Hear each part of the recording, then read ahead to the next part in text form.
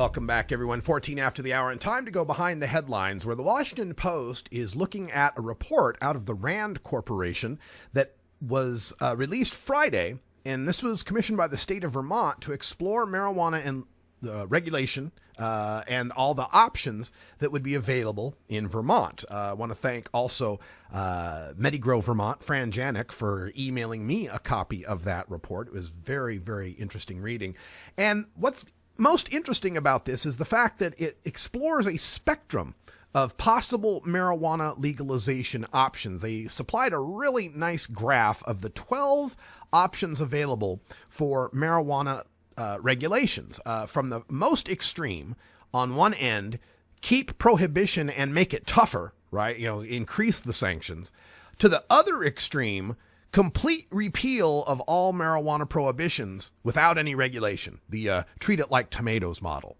Then closest to the edges of the extremes would be what we are currently seeing, prohibition with a decrease of sanctions. This might be decriminalization efforts or defelonization efforts like we saw in California. And on the other end, the standard commercial model, what we are seeing in Colorado and Washington, and soon to see in Alaska and Oregon. But the report comes up with 8 other options for how marijuana could be legalized. And let's take a look at these from the most restrictive to the least restrictive, left to right on that chart. One option would be what's called the grow your own model. And in the grow your own model, the closest we could compare this to is Washington, D.C., where adults are allowed to possess marijuana. They're allowed to grow it, but that's it. They can't trade it. They can't sell it. There's going to be no shops, no big commercial grows. Now, this has been going on in Alaska since 1975 with their privacy rights. And what we know from that experience is that it doesn't really do anything about the black market. It has nothing to do with ending the black market and nothing to do with gaining any tax revenue for the states that would pursue it. The next option that they had on the list is what's known as the co-op model or buyer's club model. And the buyer's club model would be closest to what we see currently in Spain, where there are clubs that you join that communally grow marijuana, and the members of that club can then buy and trade the marijuana that they grow there. And again, they still compete with the black market, but at least they do keep the marijuana flowing, so fewer people have to go to the black market. Another option would be the Netherlands model, locally controlled sales. This is where only retail is allowed. There's no major commercial grows that are legal. The Netherlands kind of winks and nudges at them, and they maintain that the coffee shops can only have a half a kilogram of marijuana on site at any time. This has been reported on for 3 decades now and shown that it's reduced the number of hard drug addicts and the problems that they have with people using marijuana, but does lead to a problem of drug tourism as people from more prohibitive countries visit Amsterdam and Maastricht and these other cities to get their marijuana. Another option that's available is have the government manage the supply of pot. This would be like the state-run liquor store model of marijuana. The state would grow the pot, the state would distribute the pot, the state would sell the pot.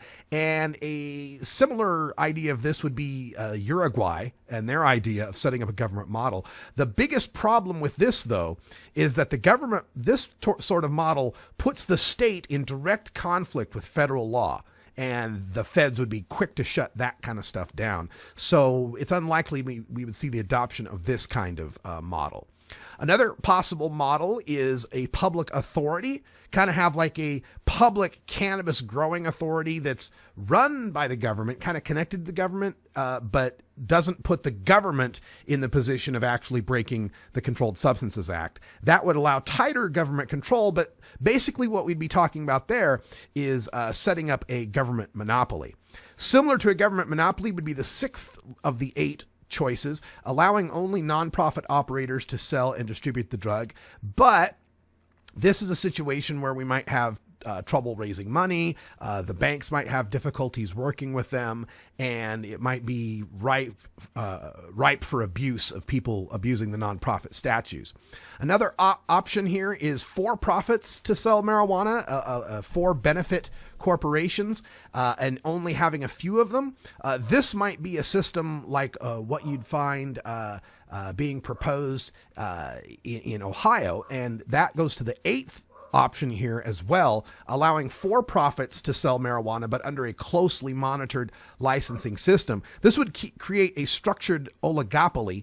There'd only be a few private producers. You might call it a cartel, and that's similar to what they're proposing in the state of Ohio.